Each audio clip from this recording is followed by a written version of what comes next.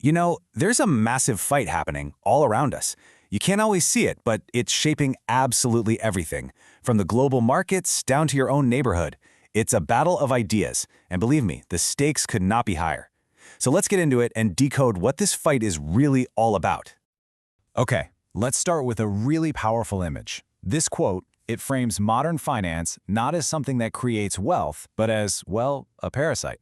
The idea here is that instead of building things up, a huge chunk of the financial system is just siphoning off value from the real economy. This is one side of the battlefield we're going to explore. And then, bam! Right away, you see the other side.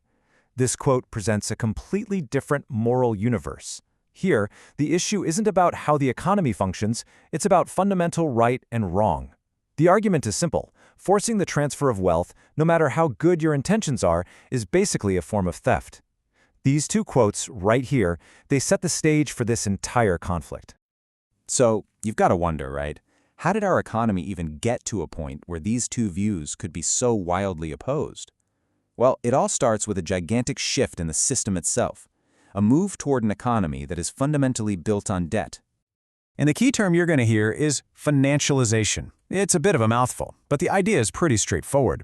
It's not just about more money floating around. It's that the whole logic of finance, trading, speculating, and debt, has become way more dominant than the old logic of just making and selling actual stuff. Everybody got pulled in. Big companies, banks, even us in our own households. And you can see this shift happen incredibly fast. Just look at this. Back in 1990, most of the money flowing to developing countries came from official government aid. But by 1999, the whole thing had completely flipped on its head. Private money from the markets was suddenly 5 times greater. The market, not governments, was now calling the shots on a massive scale. This new focus on finance totally changed what banks even did. Take something called prop trading. That's basically when a bank uses its own cash to make bets in the market for its own profit. For a company like Goldman Sachs, this became their entire business model. We're talking almost half their revenue. They weren't just service providers anymore. They were basically giant trading houses. But look, this isn't just an abstract system of numbers and charts. It has deeply personal, real-world consequences. Let me tell you about Carrie Ann Howard. She went after her dream, got a $70,000 art degree from a for-profit college. Turns out, that college was partly owned by Goldman Sachs, a company that was heavily invested in the student loan market. And the result for Carrie Ann? A job paying $12 an hour and a crushing mountain of debt. It's a perfect snapshot of how this system can fuel debt at every single level of society. So, with this explosion of debt and finance, it's really no surprise that people started to push back, hard. What started as just a few scattered protests grew into this coordinated global movement that saw the system not just as broken, but as profoundly unjust. It was like a moral crusade for a totally new economic order. You can actually trace how this whole thing grew. In the 80s, you had what people call the IMF riots, with countries all over the global south protesting the tough austerity measures that came with their loans. By the mid-90s, all that pressure led big institutions like the World Bank to create a debt relief plan. And it all kind of peaked with the huge Jubilee 2000 campaign, which delivered petitions signed by millions of people, all demanding that these impossible debts be canceled. And this movement, it had a very specific target. After all that pressure, the big G7 nations finally agreed to a debt relief plan. And the number of countries it was supposed to help? 33. It was a concrete sign that the activists were finally being heard. But it wasn't all one big happy family. Inside the movement, there was actually a major split. A lot of the groups in the global north were pretty pragmatic. They pushed for big debt reduction, but they were okay with some reformed conditions. But for many of their partners in the global south, those conditions were the problem. They demanded nothing less than a total condemnation of the system and complete debt cancellation. So this global fight between big finance and its critics, it didn't just stay in fancy boardrooms. The effects rippled out, and they created these deep cracks inside of countries.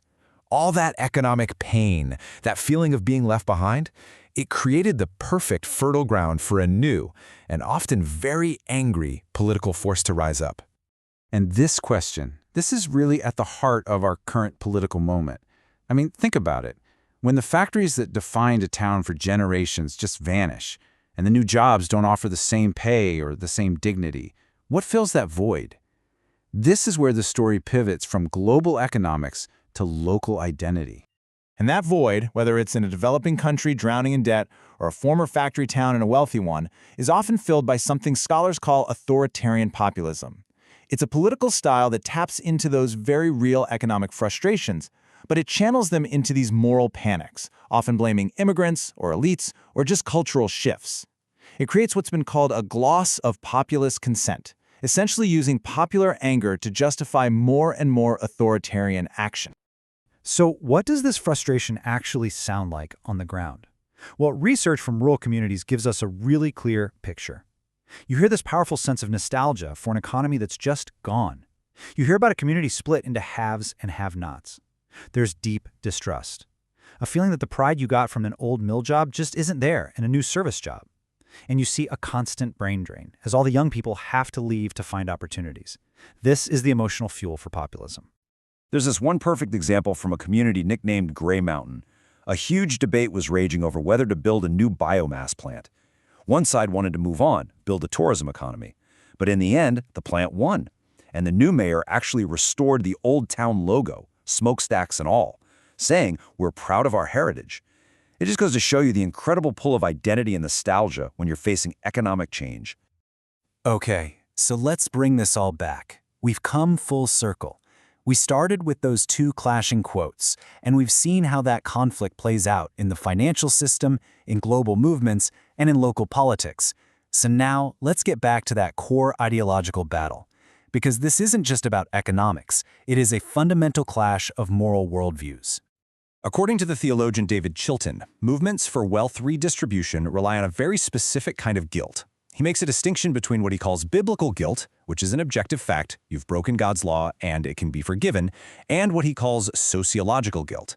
He frames this second kind as just a psychological feeling, a manipulative tool that's used to make people feel bad about societal problems to soften them up for socialist policies.